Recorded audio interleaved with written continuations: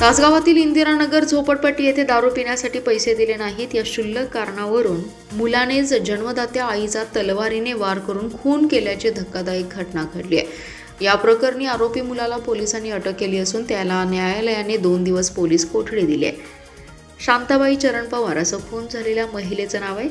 या खून प्रकरणी जगनू उर्फ जगन्या चरण पवार याला तासगाव पोलिसांनी अटक केली आहे। शांताबाई या इंदिरानगर येथे एकट्या राहत होत्या। त्यांना आणि त्यांच्या मुलाला जगण्याला दारूचं व्यसन होतं। बुधवारी रात्री सुमारे 8:30च्या सुमारास शांताबाई यांनी जेवण तयार केलं होतं। तेवढ्यात जगन्या पवार हातात तलवार घेऊन आला आणि आईकडे दारू पिण्यासाठी पैसे मागू लागला।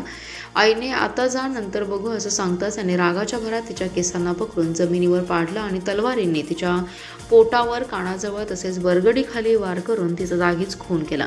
फिर्यादी उपकारा पवार हा अपंग असल्याने त्यांनी घराबाहेर येऊन इतरांना घटना सांगितली। पोलिसांना घटनेची माहिती मिळताच उपविभागीय पोलीस अधिकारी अशोक भवड, पोलीस निरीक्षक सोमनाथ वाघ यांच्यासह पथक तात्काळ घटनास्थळी पोहोचलं। पोलिसांनी आरोपी जगन्या पवारला ताब्यात घेतला असून गुरुवारी न्यायालयात हजर केलं असता न्यायाधीशांनी त्याला 2 दिवसांची पोलीस कोठडी सुनावली आहे। पुढील तपास उपनिरीक्षक राजू अण्णा छत्रे करत आहेत।